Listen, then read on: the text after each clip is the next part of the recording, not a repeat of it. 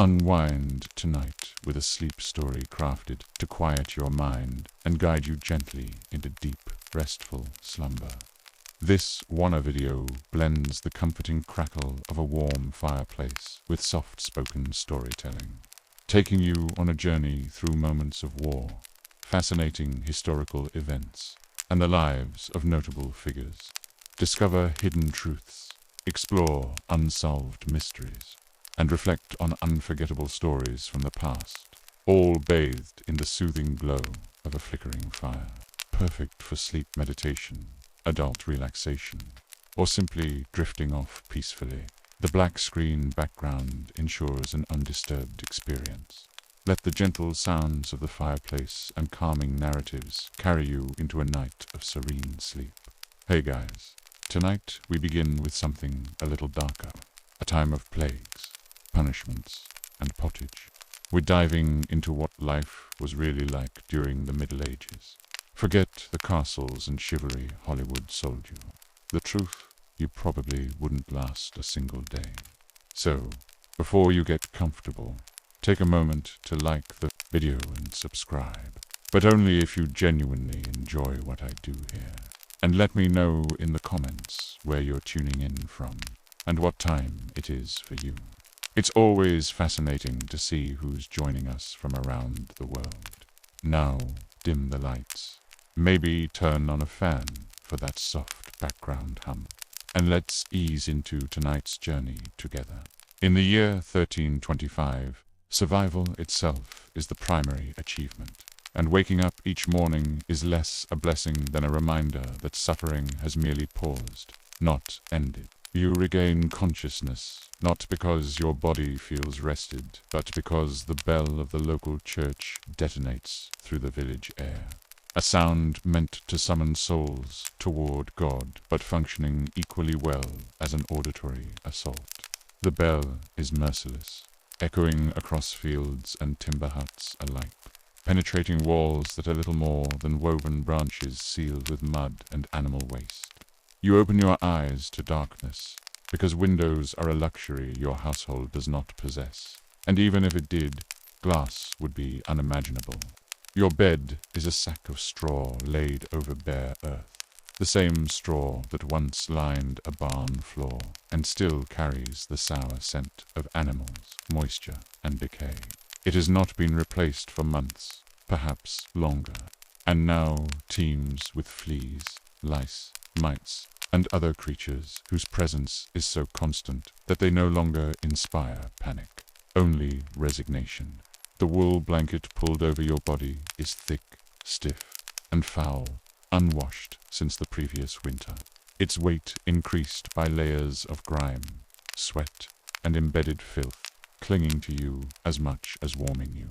The air inside the hut is cold enough to make movement painful, and as you attempt to stretch your joints protest, with sharp stiffness that feels premature for a body only 22 years old, though by medieval standards, you are already well into adulthood. Your spine aches from years of labor, your knees crack audibly, and the simple act of sitting upright is negotiated slowly, carefully, as though your skeleton itself might refuse cooperation. The floor beneath you is dirt, uneven and damp, either soaked from rain that leaked through the thatched roof during the night, or contaminated by animal waste tracked inside. You place your bare feet down without knowing which it will be, but either way they immediately become part of the household's ecosystem, coated in moisture, filth, and whatever residue yesterday left behind. Privacy is non-existent. Your family sleeps beside you in the same room, perhaps joined by an uncle, cousin, or relative who arrived months ago and never left. Children stir, animals shift, insects crawl, and the day begins not with solitude but with unavoidable proximity to bodies both human and animal. The smell is overwhelming and unavoidable, a dense mixture of stale ale, sweat, livestock, damp wood, and mold, intensified by the absence of ventilation and the permanence of occupation. There are no scented candles, no soaps, no means to mask or remove the odor. And even if such luxuries existed, they would be useless on a floor of compacted earth. This is the baseline condition of existence, the starting point of every day, and it only deteriorates from here. Once upright, the first urgent task is bodily relief, a necessity rendered humiliating and dangerous by the absence of sanitation infrastructure. There are no toilets, no indoor facilities, no privacy, and no expectation that bodily functions should be hidden or dignified. For a peasant household, relief is handled with a wooden bucket or chamber pot, often already full, heavy with the waste of others who came before you during the night. The stench is overpowering, a physical presence that forces shallow breathing and quick completion of the task. Disposal is crude and communal. The contents are carried or dumped into the street or nearest ditch, sometimes preceded by a shouted warning such as Garda's low or Gardy-loo, though these warnings are often ignored or insufficient. Medieval streets function as open sewers, coated with layers of mud, manure, food waste, animal carcasses, and human excrement, forming a slow-moving slurry that seeps into shoes, feet, and hems of clothing. In towns with public latrines, the experience is scarcely better, as users sit shoulder to shoulder over shared pits, breathing foul air in structures designed with little regard for airflow or cleanliness. Wiping materials are improvised: straw, leaves, moss, rags, or wool scraps, and often nothing at all. Hand washing afterward is uncommon due to the difficulty of obtaining clean water and a lack of understanding regarding disease transmission. Even in castles, waste disposal offers no real improvement, with garderobes emptying directly into moats or pits, creating vulnerabilities that enemies have historically exploited. Toileting in 1325 is not a private necessity, but a public ordeal, one that exposes the individual to filth, ridicule, injury, and infection before the day has truly begun. After enduring this ritual, you return inside to eat, though the word meal feels generous. Breakfast is neither nourishing nor enjoyable. It is merely sustenance in its most basic and joyless form. The primary dish is pottage, a thick stew of grains, root vegetables, and whatever scraps are available, cooked in the same pot day after day, with new ingredients added to the remains of the old.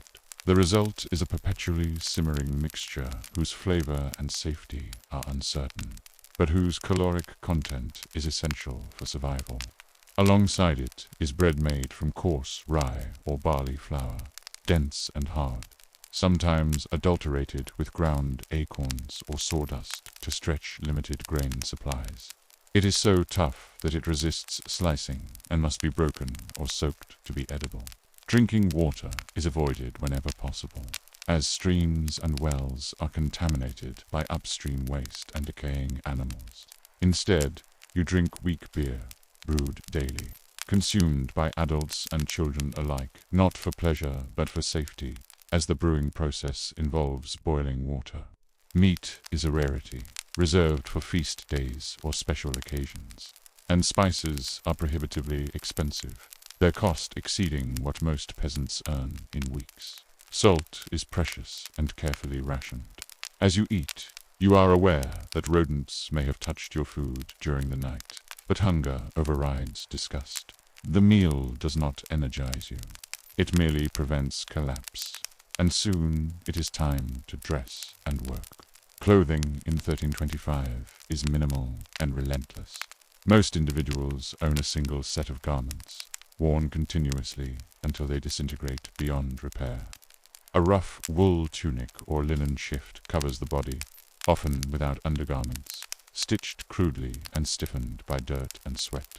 Washing clothing requires hauling water, heating it over a fire, scrubbing with ash or lye, and waiting for rare sunlight to dry it, making cleanliness impractical.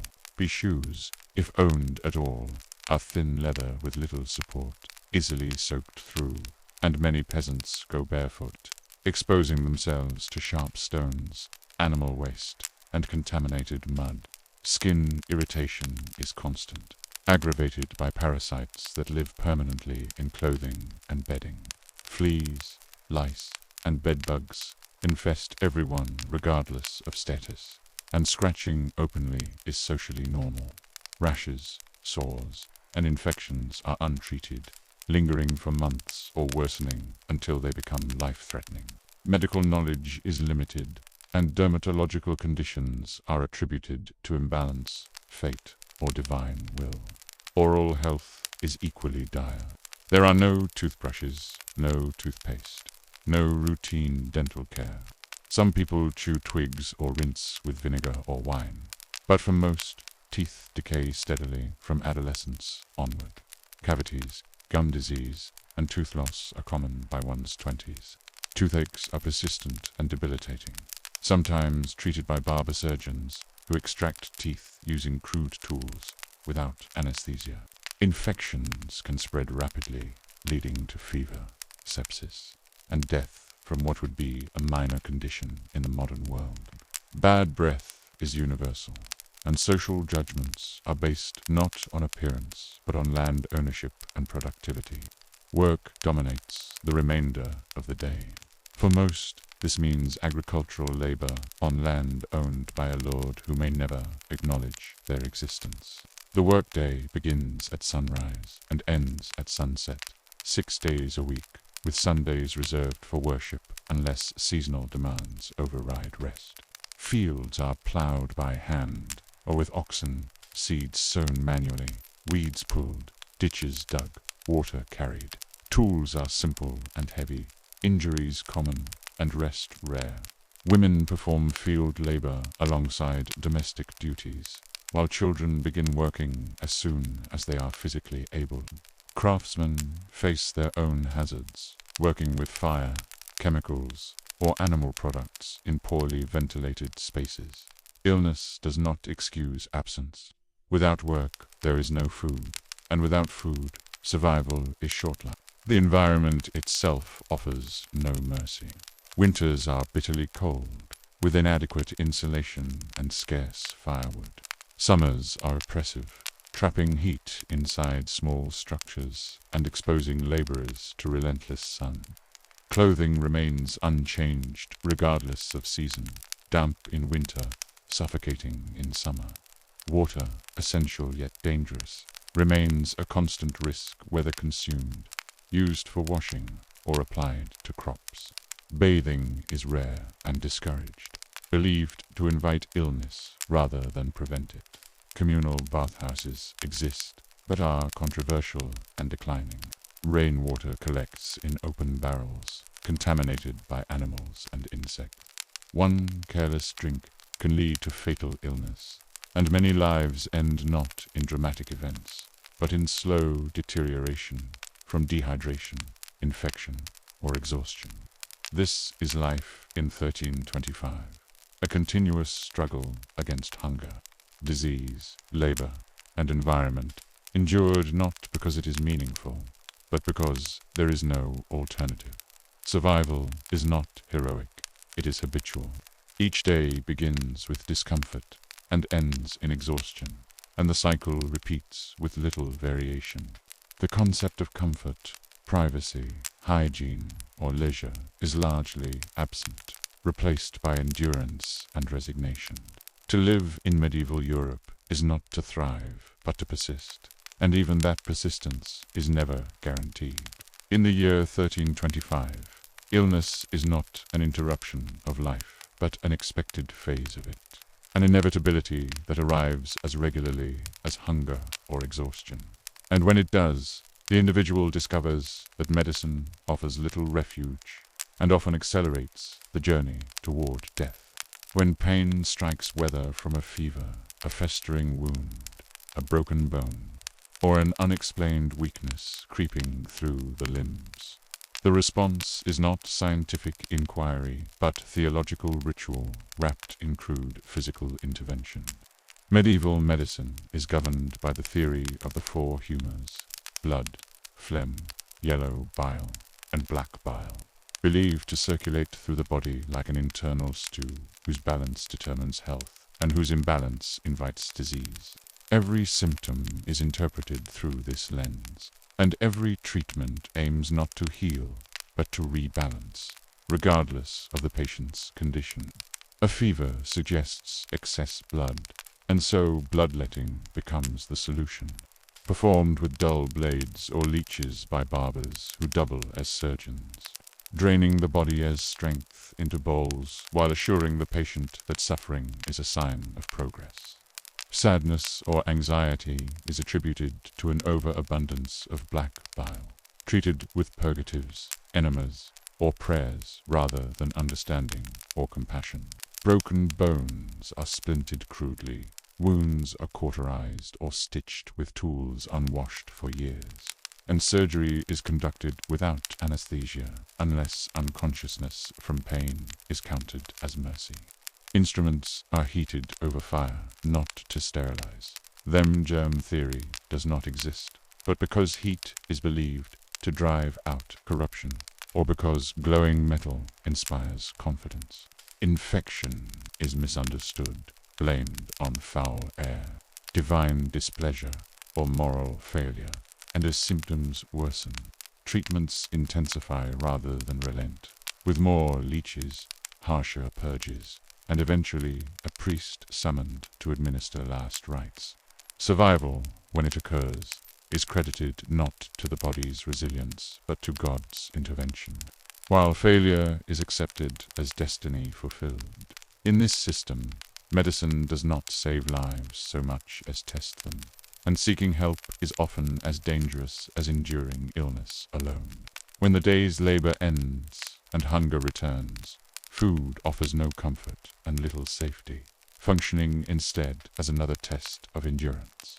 Preservation methods are crude and unreliable, dependent on salt, smoke, or cold air, and none guarantee protection from spoilage.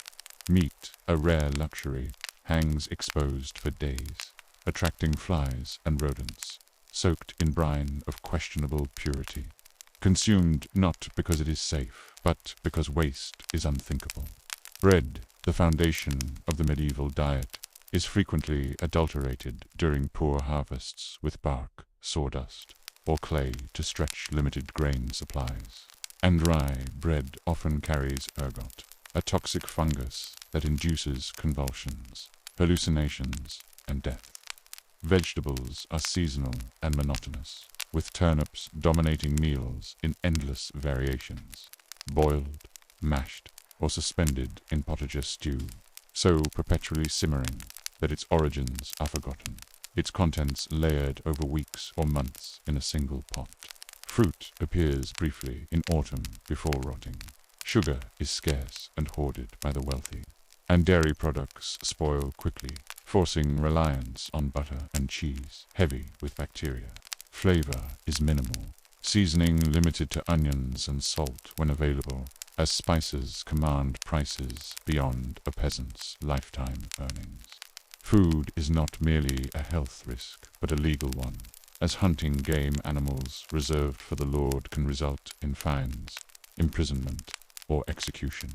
Each meal is eaten with awareness that it could cause illness, punishment, or death. Yet refusal is impossible, because hunger is immediate and unforgiving. In medieval Europe, eating does not sustain life so much as challenge it. As evening settles, religion asserts its dominance over every aspect of existence, shaping behavior, belief, and fear with relentless consistency. The Church governs time itself, dividing days with bells calling the faithful to prayer, structuring weeks around fasting and feasting, and anchoring the year to an unbroken cycle of holy days. Attendance at Mass is mandatory, and absence is not a personal choice, but a public transgression, noticed by neighbors and reported without hesitation. Sin is omnipresent, embedded in thought as much as action, and hell is described with vivid, terrifying specificity, rivers of fire, boiling blood. Demons wielding instruments of eternal torment, ensuring that fear of divine punishment rivals fear of disease or starvation. Scripture is inaccessible, written in Latin and interpreted exclusively by clergy, leaving the population dependent on priests to explain God's will and justify earthly suffering. Crop failures, illness, and misfortune are framed as consequences of insufficient devotion, prompting deeper submission rather than skepticism. Tithes claim a tenth of all production, whether grain, livestock, or labor, and failure to pay invites spiritual condemnation alongside material hardship.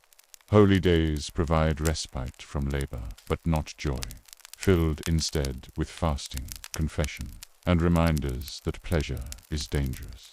Questioning doctrine invites punishment, as heresy is met with execution, skepticism with forceful correction. The Church offers meaning but demands obedience, positioning itself as a mediator between God and humanity, while exercising power that few dare challenge. For women, existence is harsher still, layered with additional burdens imposed by biology and rigid social hierarchy. From birth, a woman's future is narrowly defined. Early marriage, frequent childbirth, unending labor, and quiet endurance. Education is rare, intellectual pursuits discouraged unless confined within convent walls, where discipline replaces freedom. Marriage occurs young, often arranged without consent, driven by economic necessity rather than affection. Once wed, a woman becomes legally subordinate to her husband, expected to bear heirs, manage household labor, and contribute to agricultural work without complaint. Childbirth is a gamble with death, conducted without anesthesia, sterile instruments, or medical understanding, assisted by midwives whose experience cannot overcome complications. Survival does not bring rest. Motherhood increases workload, demanding constant care amid unsanitary conditions. Unmarried women attract suspicion, widows face vulnerability, and outspoken women risk accusations of witchcraft, a charge that often leads to execution. Even within religious life, women's spiritual authority is limited, their obedience enforced. Suffering is expected, silence rewarded, and resilience taken for granted. In a society where hardship is universal, women are required to endure more and protest less.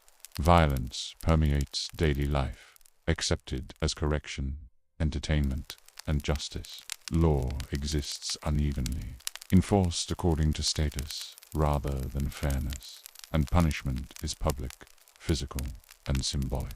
Theft, gossip, and perceived disobedience invite mutilation, humiliation, or death. Trials rely not on evidence, but on ordeals designed to reveal divine judgment through survival of pain. Boiling water, drowning, and torture determined guilt, with outcomes interpreted conveniently by authorities. Justice is performative, reinforcing power rather than protecting the innocent. Conflict erupts easily, fueled by scarcity, resentment, and authority unchecked. War, raids, and local disputes claim lives casually, while domestic violence is tolerated as discipline.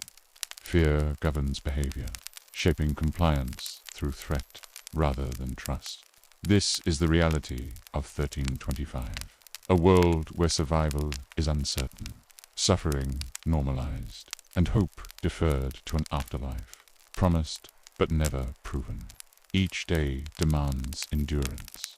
Each night offers no guarantee of dawn, and each remedy carries the risk of harm.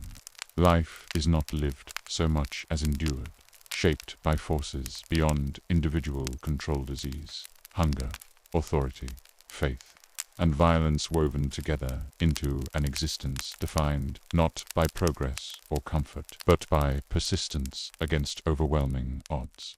The constant presence of violence is not confined to spectacular punishments or public executions, but seeps quietly into ordinary interactions, shaping how people speak, move, and relate to one another.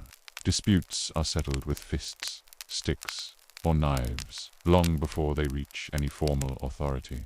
And even then, authority itself often responds with brutality rather than resolution. Lords maintain order through fear, backed by armed retainers whose loyalty is purchased with land, protection, or the simple permission to act without consequence. For the peasantry, appealing to justice is risky, because justice does not exist as an impartial concept, but as a privilege granted to those with power. If a conflict arises between a peasant and someone of higher status, the outcome is almost predetermined. Injury, loss of property, or death can occur without meaningful recourse, and the community absorbs these events as unfortunate but unremarkable facts of life. Children grow up witnessing beatings, executions, and mutilations, learning early that pain is both a punishment and a warning, an instructional tool used to enforce obedience. Over time, fear becomes internalized, shaping behavior more effectively than any written law ever could. Nightfall does not bring peace so much as a different set of dangers. As darkness settles, the absence of artificial lighting transforms villages and towns into spaces of shadow and uncertainty. Torches and candles are expensive, used sparingly, and their flickering light offers limited protection against threats, both real and imagined. Superstition thrives in the dark, fed by religious teachings and the lack of scientific understanding. Strange noises are attributed to spirits, demons, or witches. An illness or misfortune is often blamed on unseen malevolent forces rather than chance or environment. People lock themselves indoors, not because doors are strong, but because staying together feels safer than isolation. Inside cramped huts, families cluster around dying embers, sharing warmth and breath, while smoke fills the air and irritates eyes and lungs. Sleep comes fitfully, interrupted by coughing, crying children, scratching parasites, and a constant awareness that fire, thieves, or sickness could strike without warning. Disease, always lurking, moves invisibly through these communities, exploiting poor sanitation, close living quarters, and weakened bodies. Epidemics arrive suddenly and spread rapidly, cutting through populations with terrifying efficiency. Without understanding of contagion, people respond with prayer, isolation of the sick, or blame directed toward marginalized individuals. Quarantine, when attempted, is inconsistent and often ineffective. Entire households can be wiped out within weeks, leaving behind empty huts, abandoned fields, and orphans absorbed by relatives or left to fend for themselves. Death is omnipresent, familiar enough to dull shock, but never entirely lose its sting. Funerals are frequent, brief, and somber, marked by religious rites rather than personal reflection. Grief is real but constrained by necessity. There is little time to mourn when survival demands immediate attention. The psychological toll of this environment is immense, though rarely acknowledged. Anxiety, despair, and trauma are woven into daily life. Yet there is no language to describe mental health as a separate concern. Emotional suffering is interpreted through spiritual frameworks, labeled as weakness, sin, or imbalance of humors. Those who struggle internally are advised to pray harder, confess more often, or endure silently. Community support exists, but is limited by shared hardship. Everyone is burdened, and there is little capacity to carry another's pain for long. Moments of joy do occur during festivals, weddings, or successful harvests, but they are fleeting, tempered by the knowledge that fortune can reverse quickly and without explanation. Education is minimal and unevenly distributed, reinforcing existing hierarchies. Literacy is rare outside the clergy and nobility, and knowledge is transmitted orally through tradition, superstition, and experience rather than systematic study.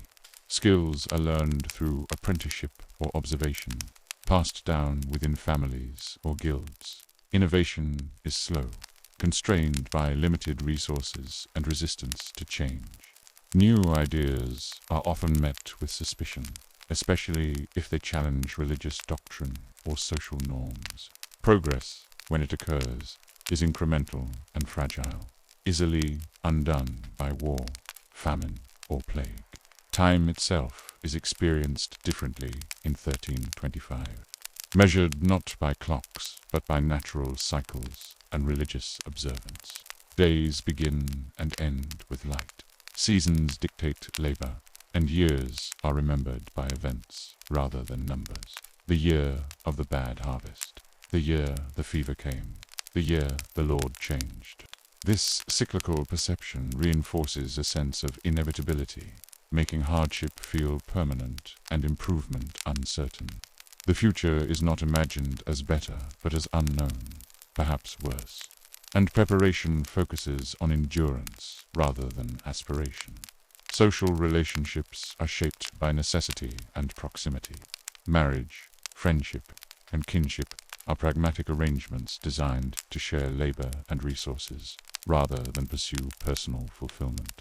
Love exists, but it is rarely idealized, overshadowed by survival concerns.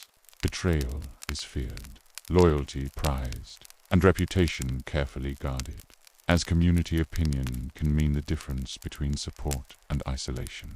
Gossip functions as social control, enforcing norms through rumor and collective judgment. Privacy is scarce, secrets difficult to keep, and individual identity often subsumed by role and status. Despite these constraints, people adapt. They develop resilience, humor, and rituals that provide meaning within limitation. Stories are told by firelight, songs sung during work, and small acts of kindness exchanged quietly. Faith, while oppressive in its institutional form, also offers comfort, framing suffering as purposeful and temporary in light of eternal reward. This belief sustains many through conditions that might otherwise be unbearable. Hope, when present, is modest and focused on immediate concerns. A healthy child, a successful harvest, a winter survived. As another day draws to a close in 1325, exhaustion settles into bones already worn thin by labor and hardship. Bodies collapse onto straw beds, minds dulled by fatigue, spirits caught between resignation and fragile hope. Sleep, when it comes, is shallow and uncertain, haunted by discomfort and fear. Yet it remains necessary, the only pause available before the cycle begins again. Tomorrow promises more of the same: work, hunger, prayer, risk, and endurance. In this world, life is not measured by fulfillment or progress, but by persistence, by the ability to wake, endure, and sleep again. Survival is not celebrated. It is assumed until it is no longer possible. Life in medieval Europe was defined by violence so routine and omnipresent that it ceased to feel exceptional. When a person was sentenced to death, execution was not a private or solemn affair, but a public spectacle, staged deliberately to reinforce authority and instill fear. Hangings, beheadings, burnings, and mutilations were carried out in open squares before crowds that often cheered, laughed, and treated the event as entertainment. Vendors sold food, families brought children, and the suffering of the condemned became communal amusement. Execution served not merely as punishment, but as theater, a grim reminder of the power held by rulers and the fragility of ordinary life. Justice, in this context, was arbitrary, dramatic, and deeply unequal, offering protection only to those of rank. Violence extended well beyond formal punishment into domestic life. where physical discipline of wives and children was not only accepted but legally sanctioned. Husbands were expected to maintain control through force, reinforcing a patriarchal system that treated women and children as property rather than individuals. Public spaces were no safer, as street fights, assaults, and spontaneous brutality were common, often triggered by perceived disrespect or the accidental crossing of social boundaries. A peasant could be beaten simply for standing too close to a noble or looking at the wrong person's horse. War, meanwhile, was a constant background presence, fueled by feuds, territorial ambitions, religious crusades, and the restless aggression of a warrior class that found purpose in conflict. Violence was not a breakdown of medieval society. It was one of its organizing principles, shaping behavior, hierarchy, and survival strategies. The ever-present threat of violence reinforced the understanding that life was precarious and justice unpredictable. People learned to walk carefully, avoid attention, and mistrust strangers, knowing that a dispute over land, livestock, or honor could end in bloodshed. Survival required vigilance, submission, and an acceptance that death could arrive suddenly and without reason. For most people, life did not end in old age or peaceful decline, but in an early, often brutal death. Reaching the age of 40 was considered remarkable, enough to earn informal recognition as an elder. Average life expectancy hovered between 30 and 40 years, a figure heavily skewed by catastrophic infant mortality. Nearly half of all children died before reaching the age of 5, claimed by disease, malnutrition, or harsh winters. Without vaccines, antibiotics, or reliable medical care, survival depended on luck as much as resilience. Those who lived past childhood entered adulthood already worn down by labor, hunger, and exposure. Work began early, sometimes as soon as a child could stand, and by their mid-20s, many people suffered from chronic pain, missing teeth, damaged joints, and permanent injuries. Women faced an especially deadly path, with childbirth ranking among the leading causes of death. Without anesthesia, sterile instruments, or medical intervention, labor was a dangerous ordeal, often ending in hemorrhage or infection. Men encountered different but equally relentless dangers, including farming accidents, infected wounds, violent disputes, conscription, and random acts of aggression. Death could arrive through plague, famine, spoiled food, or sheer misfortune, turning entire villages into graveyards within months. Funerals, when they occurred at all, were brief and utilitarian. Bodies were buried quickly to prevent disease, often without coffins or markers, sometimes stacked in mass graves when churchyards overflowed. Mourning was constrained by necessity, as survival demanded immediate attention to the living. Put in medieval society, there was no concept of retirement. People worked until they could no longer stand, and then they disappeared from daily life. Existence was defined by endurance rather than fulfillment. The romanticized image of the Middle Ages knights, chivalry, noble feasts, and courtly love was largely a later invention. In reality, the era was harsh, deeply stratified, and unforgiving. Social hierarchy determined nearly every aspect of life, and mobility was almost non-existent. Those born poor remained poor, while the wealthy enjoyed marginally better survival prospects, but were still vulnerable to disease, political intrigue, and violence. Even nobles lived in drafty stone castles plagued by fleas, smoke, and constant threats of betrayal or warfare. Luxury was relative and comfort rare. The medieval world was not simple. It was relentlessly demanding, with every action carrying consequences. Despite these conditions, people found ways to endure, laugh, love, and create meaning. Songs were sung, stories told, relationships formed, and faith provided a framework for understanding suffering. Human resilience persisted even in environments that offered little comfort. The survival of these generations laid the foundation for modern advancements that would later transform daily life. From this brutal past emerged societies that would eventually value sanitation, medicine, rights, and personal freedom.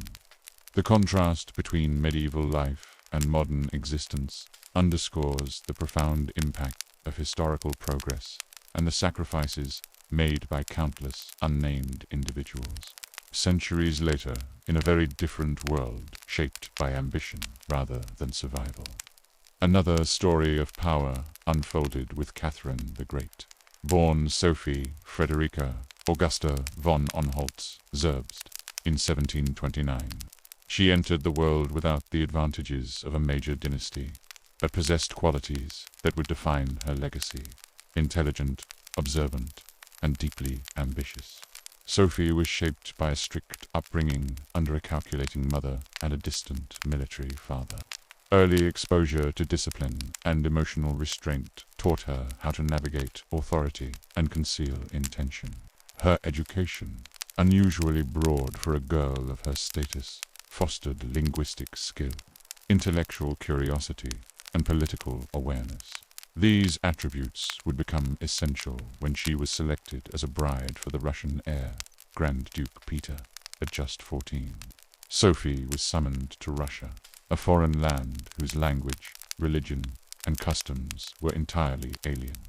Recognizing the stakes, she converted to Orthodoxy, taking the name Catherine, a symbolic act that severed her past and committed her fully to her new role.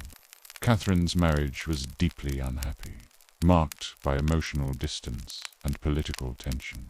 Peter III was immature, erratic, and openly contemptuous of Russian traditions, while Catherine immersed herself in the culture, language, and intellectual life of her adopted country.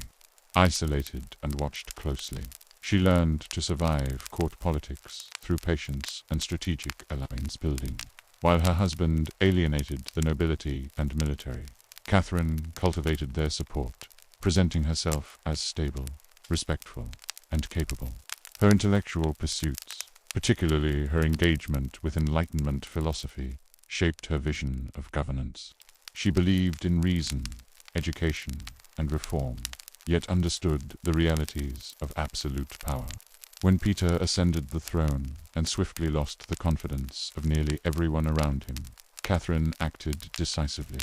In a swift and largely bloodless coup, she claimed the throne in 1762, supported by the military and key political figures. Peter's subsequent death removed the final obstacle to her rule. As Empress Catherine II, she faced the challenge of legitimizing her authority and transforming her seizure of power into lasting governance.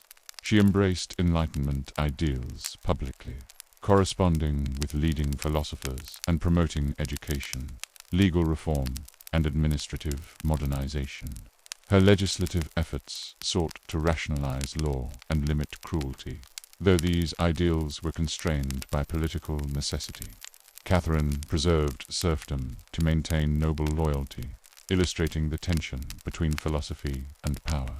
Her reign balanced progressive rhetoric with pragmatic authoritarianism. Beyond internal reform, Catherine pursued aggressive expansion, reshaping Russia into a dominant European empire. Victories against the Ottoman Empire secured access to the Black Sea, while participation in the partitions of Poland erased a neighboring state from the map. These actions expanded Russian territory, influence, and prestige, reinforcing Catherine's belief that a ruler's greatness was measured by both ideas and borders. Catherine's personal life attracted as much attention as her political achievements. She openly maintained relationships with younger men, rewarding loyalty and discretion, while dismissing others without scandal. Her most significant partner, Gregory Potemkin, was both lover and statesman, playing a crucial role in military and colonial policy. European critics used her relationships to attack her character, crafting misogynistic narratives that overshadowed her accomplishments.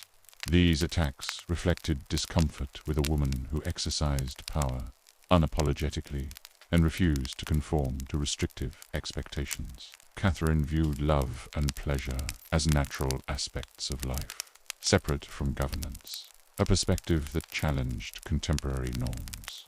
Catherine the Great's reign marked a turning point in Russian history, blending Enlightenment thought with imperial ambition. She expanded territory, modernized administration, patronized the arts, and redefined female leadership in a male-dominated world. Her legacy is complex, shaped by contradiction, brilliance, and ruthless pragmatism. Prefer from the brutality of medieval survival to the calculated ambition of imperial rule. History reveals the enduring struggle for power, security, and meaning. These stories, separated by centuries, together illustrate humanity's capacity for endurance, transformation, and reinvention in the face of relentless adversity. Catherine the Great's personal relationships have long fascinated historians, critics, and popular audiences alike, often overshadowing the strategic intelligence that defined her reign. In reality, her liaisons were rarely impulsive or purely emotional. They functioned as calculated extensions of her political authority. Catherine surrounded herself with men who were loyal, capable, and useful to the machinery of governance, selecting companions who could serve simultaneously as confidants, administrators, military leaders, or cultural intermediaries. When these relationships ceased to be productive or posed risks to stability, she ended them decisively, often with dignity and generous compensation. Titles, estates, pensions, and honorable dismissals ensured that former favorites left her circle without grievance. Her love life did not weaken her authority. Rather, it reinforced it by binding ambition to loyalty and emotion to power. This fusion of intimacy and strategy made Catherine not only formidable, but unforgettable, admired and feared across Europe. Yet even her brilliance could not shield her from the dangers inherent in ruling a vast, unequal empire. In 1773, Catherine faced the greatest internal threat of her reign in the form of Yermilian Pugachev, a Don Cossack whose rebellion exposed the fragility beneath imperial stability. Pugachev claimed to be Peter III, Catherine's deceased husband, returned from death to reclaim the throne. Though the claim was absurd to the educated elite, it resonated powerfully among Russia's oppressed populations, particularly serfs, Cossacks, and old believers, for whom truth mattered less than hope. Pugachev promised an end to serfdom, relief from crushing taxes, and land for those who worked it. In a society where inequality had grown increasingly brutal, these promises ignited a rebellion of unprecedented scale. The uprising swept across the Volga region, capturing towns, overrunning fortresses, and slaughtering nobles. For a moment, it appeared that the empire itself might fracture under the weight of popular rage. Catherine understood the significance of the crisis immediately. This was not a foreign war to be resolved through diplomacy or battlefield maneuvering. It was an internal reckoning, a revolt born of systemic injustice. Yet she did not panic. She responded with calculated force, dispatching professional military units to suppress the rebellion with ruthless efficiency. By 1774, Pugachev's forces were defeated. He was captured, paraded in an iron cage, and publicly beheaded in Moscow, his execution serving as a stark warning to any who might follow. The rebellion marked a profound turning point in Catherine's reign. Her earlier enlightenment inspired hopes of gradual emancipation, for the serfs quietly vanished. The uprising revealed the limits of idealism in a society still bound by feudal realities. From that moment forward, Catherine leaned more heavily on the nobility, trading reform for loyalty and and stability for philosophy. Surveillance intensified, dissent was crushed swiftly, and rebellion, even whispered, was extinguished before it could breathe. Pugachev lost his head, but he left Catherine with a lesson she never forgot. Power rooted in inequality could endure only through vigilance and control. By the final decades of her life, Catherine had ruled Russia longer than any woman before her. Over more than 30 years, she reshaped the empire into a formidable European power. Russia expanded by hundreds of thousands of square miles, absorbing Crimea, vast portions of Poland, and strategic territory along the Black Sea. These were not merely military victories. They were calculated geopolitical transformations that secured warm water ports, reshaped trade networks, and elevated Russia's status on the continental stage. Yet Catherine's legacy extended far beyond conquest. She transformed Russia culturally and intellectually, founding institutions that would endure long after her death. The Hermitage Museum began as her private collection and grew into one of the greatest art repositories in the world. She corresponded with Enlightenment thinkers, patronized artists and scholars, modernized education, and promoted printing and literacy. She established schools for girls and championed scientific advancement, most notably by publicly receiving a smallpox inoculation, an act of courage that helped legitimize vaccination in a deeply suspicious society. Still, her reign was defined by contradiction. While she admired Enlightenment ideals, she did not abolish serfdom, and in fact expanded it into newly conquered territories. Her reforms were largely top-down, designed to refine the empire without dismantling its foundations. Catherine ruled with clarity about the nature of power. It was not inherited, but constructed, defended, and constantly managed. She governed through intellect, calculation, and sheer force of will. When she died in 1796, Russia was larger, wealthier, and more formidable than it had been for centuries. She left behind a secure throne, an expanded empire, and a legend that endured far beyond her lifetime. Catherine did not merely reign. She ruled with unapologetic authority and reshaped history on her own terms.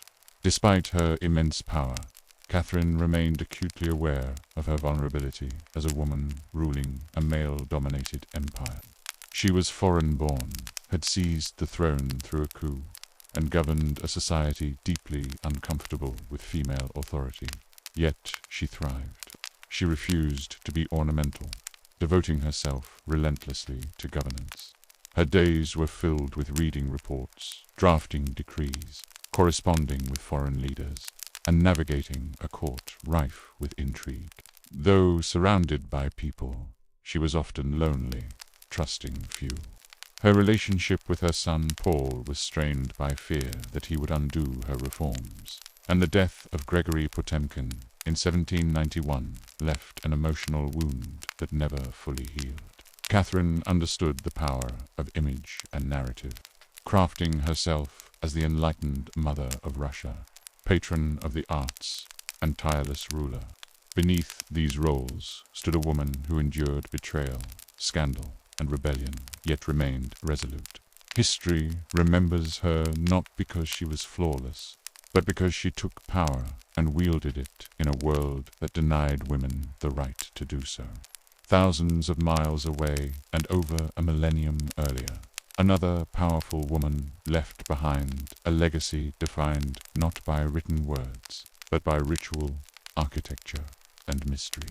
Deep in the jungles of Chiapas, Mexico, the ancient Maya city of Palenque conceals one of archaeology's most enigmatic discoveries, the tomb of the so-called Red Queen. In 1994, archaeologists uncovered a sealed chamber beneath Temple 13, untouched by looters and preserved in astonishing condition. Inside lay a stone sarcophagus bathed in powdered cinnabar, a vivid red mercury sulfide whose color symbolized blood, rebirth, and divine transformation. Within that crimson cloud rested the skeleton of a woman, adorned with jade jewelry, a mosaic death mask, and carefully arranged funerary offerings. The burial was unmistakably royal, yet no inscriptions identified her. The cinnabar coating was not decorative. It was sacred.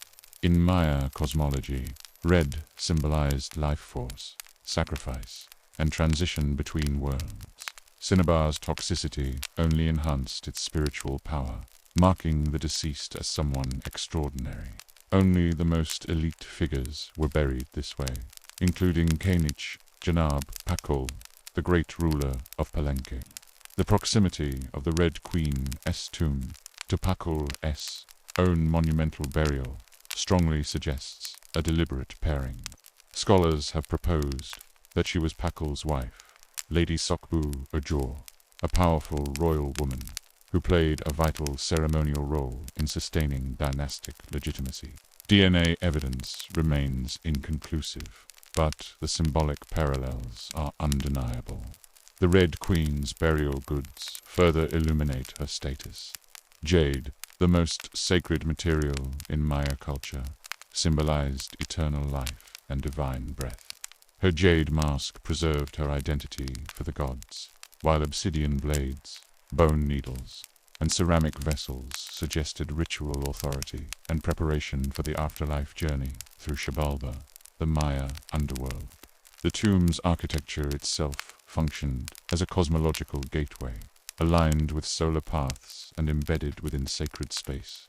Unlike tombs meant to proclaim power through inscriptions, this burial spoke through silence, ritual, and symbolism. Maya women, particularly royal ones, were far from passive figures. They served as diplomats, priestesses, regents, and power brokers. The Red Queen's burial reflects a society in which female authority was ritualized and respected, even if not always named. Her identity may remain unknown, but her power is undeniable. She was not meant to be remembered through words alone, but through the sacred language of color, stone, and ceremony. Both Catherine the Great and the Red Queen reveal how women navigated power within patriarchal worlds by mastering the systems that constrained them. One ruled through law, reform, and empire, the other through ritual, lineage, and cosmology. Separated by time and culture, they share a common truth. Power does not require permission. It is claimed, shaped, and remembered through action. Catherine rewrote the rules of monarchy. The Red Queen transcended death itself. Each, in her own way, became more than a ruler. She became a myth. Human history has often been recorded through monuments, inscriptions, and the achievements of men whose names survived the erosion of time. Yet beneath these dominant narratives exist quieter but equally powerful legacies shaped by women whose influence was no less significant, even when their names were lost or their voices obscured. The stories of the Red Queen of Palenque and Frida Kahlo, separated by more than a millennium and rooted in vastly different cultures, form a compelling dialogue about feminine power, endurance, and historical memory. Both women existed within male-dominated systems, navigated physical and symbolic suffering, and left behind legacies that continue to challenge assumptions about authority, identity, and remembrance. The Red Queen of Palenque emerges from the humid jungles of Chiapas as one of the most enigmatic figures of the ancient Maya world. Her discovery in 1994 beneath Temple 13, near the Temple of the Inscriptions, was a revelation not only because of the tomb's pristine condition, but because of what it suggested about women's power in classic Maya civilization. Buried in a limestone sarcophagus and drenched in brilliant red cinnabar, the Red Queen was clearly a person of immense importance. The use of cinnabar, a rare and dangerous substance reserved for elite burials, immediately placed her among the highest ranks of Maya society. This red powder, symbolizing blood, life force, sacrifice, and rebirth, transformed her burial into a ritual act of cosmic significance rather than a simple interment. In Maya cosmology, death was not an ending but a transition. The underworld, known as Xibalba, was a complex realm of trials, deities, and transformations. To enter it successfully, the soul required preparation, ritual protection, and spiritual tools. The Red Queen's burial reflected this belief system in meticulous detail. Her jade mask, assembled from dozens of carefully shaped tiles, served as both a protective covering and a symbolic preservation of identity. Jade, associated with maize, breath, and divine vitality, was among the most sacred materials in Maya culture. Its presence in abundance confirmed her elite status and spiritual significance. The absence of inscriptions in her tomb remains one of the most puzzling aspects of her burial. Maya rulers were typically commemorated through elaborate glyphs and carved narratives. The deliberate silence surrounding the Red Queen suggests a different approach to remembrance, one rooted in ritual rather than text. This absence may have been intentional, reflecting a belief that her power transcended language and resided instead in ceremonial continuity and cosmic balance. In Maya thought, authority was not singular, but relational, dependent on harmony between opposing forces. Masculine and feminine, king and queen, were complementary rather than hierarchical. This idea of duality becomes especially compelling when considering the Red Queen's proximity to Kaini Shanapakat, known as Pakal the Great, Pakal's tomb. One of the most celebrated archaeological discoveries in Mesoamerica lies only steps away from hers. Both were buried with cinnabar, jade, and profound ritual care. Scholars have long speculated that the Red Queen was Pakal's wife, Lady Sakbu-Ajor, or possibly his mother, Lady Sak-Kekwak. While DNA evidence remains inconclusive, the symbolic pairing of their tombs suggests a shared cosmic role.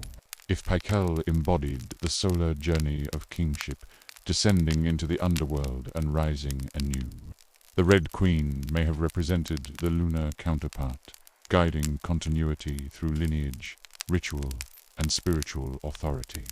The Red Queen's burial challenges long-held assumptions about gender roles in ancient civilizations. Maya women, particularly royal women, were not passive figures confined to domestic spaces. They were political actors, ritual leaders, and custodians of dynastic legitimacy. Queens and noble women conducted bloodletting ceremonies, commissioned monuments, and governed during times of transition. The Red Queen's tomb, rich yet restrained, speaks of a woman whose power was deeply embedded in the spiritual and political fabric of her society. Though her name has been lost, the Red Queen's legacy persists through archaeology, interpretation, and imagination. She forces historians to confront the limitations of textual history and recognize the authority embedded in material culture. Her silence is not emptiness, but presents a reminder that power can endure without words. More than 1,000 years later, in a radically different world, another woman would reshape the meaning of identity, suffering, and legacy. Frida Kahlo was born in 1907 in Coyoacán, Mexico, into a household defined by contradiction. Her father, Guillermo Kahlo, was an immigrant photographer whose intellectual rigor and quiet discipline deeply influenced her. Her mother, Matilda Koldaran, embodied religious devotion and emotional restraint. From an early age, Frida demonstrated an intensity that set her apart, curious, rebellious, and intellectually fearless. She refused to conform to expectations placed upon women in early 20th century Mexico. Illness and injury would shape Frida's life as profoundly as ritual shaped the Red Queen-S. At 6 years old, she contracted polio, leaving her right leg permanently weakened. This early experience of physical difference foreshadowed the catastrophic accident that would later define her body and her art. In 1925, a bus collision shattered her spine, pelvis, and limbs, inflicting injuries so severe that survival itself seemed improbable. Confined to bed and encased in plaster, Frida was forced into an intimacy with pain that would never leave her. Yet from this immobilization emerged a powerful act of creation. Painting became Frida's means of survival, self-definition, and resistance. With a mirror placed above her bed, she began a lifelong practice of self-portraiture that was neither narcissistic nor decorative. Instead, her paintings were visual testimonies and flinching confrontations with pain, identity, gender, and mortality. Like the Red Queen's burial rituals, Frida's art transformed suffering into meaning. Frida's work defied categorization. While often associated with surrealism, she rejected the label, insisting that she painted not dreams, but reality. Her reality, however, was one infused with symbolism drawn from Mexican folk traditions, indigenous mythology, Catholic iconography, and medical imagery. Her body became a site of political and cultural discourse. In works such as The Broken Column and Henry Ford Hospital, Frida depicted herself pierced, bleeding, fragmented, yet always confronting the viewer directly. Pain did not render her passive. It sharpened her voice. Her relationship with Diego Rivera mirrored the dualities seen in Maya rulership. Their partnership was creative, destructive, passionate, and enduring. Diego supported Frida's artistic development while simultaneously inflicting emotional wounds through infidelity and ego. Frida responded not with silence, but with autonomy. She took lovers of her own, explored her bisexuality openly, and reclaimed her identity on her own terms. Their marriage, divorce, and remarriage reflected a relationship defined not by submission, but by mutual recognition of power. Frida's political identity was inseparable from her art, a committed communist and nationalist. She viewed art as a weapon against oppression. Her embrace of indigenous dress was both personal and political, asserting pride in Mexico's pre-Columbian heritage against colonial and capitalist forces. Like the Red Queen, whose burial spoke of cosmic balance, Frida's visual language fused body, ideology, and myth into a cohesive statement of resistance. As her health deteriorated, Frida's resolve intensified. Despite numerous surgeries, amputations, and chronic pain, she continued to paint, protest, and provoke. Her first solo exhibition in Mexico in 1953 became a legendary act of defiance. When she arrived by ambulance and received guests from her hospital bed, even as death approached, her work affirmed life. Her final painting, emblazoned with the words "Viva la vida," echoed the same defiance against mortality seen in ancient burial rituals. Frida Kahlo's death in 1954 did not mark an end, but a transformation. Like the Red Queen, her legacy expanded beyond her lifetime. Initially overshadowed by Diego Rivera, Frida's work gained renewed attention through feminist scholarship, disability studies, queer theory, and post-colonial discourse. She became a global icon, not because she was perfect, but because she was honest. Her unibrow scars and unfiltered gaze challenged standards of beauty and success. The parallel between the Red Queen and Frida Kahlo lies not merely in their femininity, but in how each transformed vulnerability into authority. The Red Queen ruled through ritual, lineage, and sacred symbolism. Frida ruled through self-representation, art, and ideological defiance. One was remembered through cinnabar and stone, the other through paint and image, yet both occupy a space where history and myth converge. Together they challenge the notion that power must be loud, documented, or masculine to endure. Their stories reveal that influence can exist in silence or in self-expression, in ritual or rebellion. The Red Queen reminds us that absence can speak volumes. while Frida Kahlo demonstrates that visibility itself can be revolutionary. Across centuries and civilizations, both women assert a truth that continues to resonate. Women have always shaped history, even when history failed to record their names. In the end, these two figures stand as enduring symbols of feminine resilience and imagination. The Red Queen remains wrapped in red, suspended between mystery and reverence. Frida Kahlo remains unflinching, her gaze meeting ours across time. One speaks through silence, the other through color and pain. Yet both continue to rule not kingdoms, but memory, meaning, and the human imagination. Works such as the two Fridas, Self-Portrait with Thorn Necklace and Hummingbird, and The Broken Column, are not merely paintings to be observed.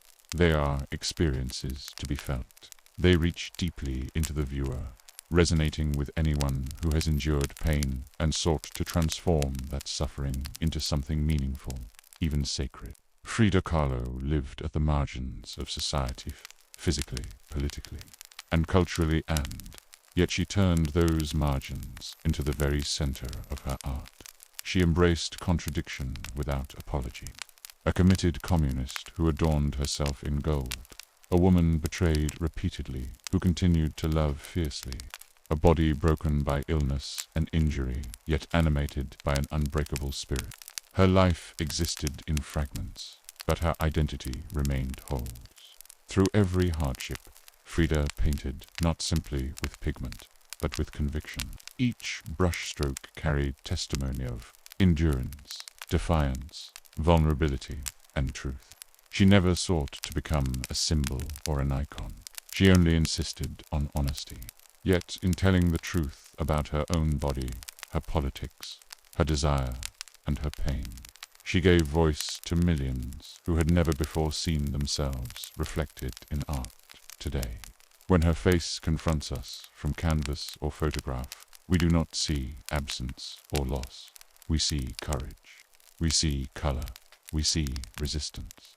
We see Frida Kahlo, not as someone who has passed into history, but as someone who remains vividly, defiantly immortal.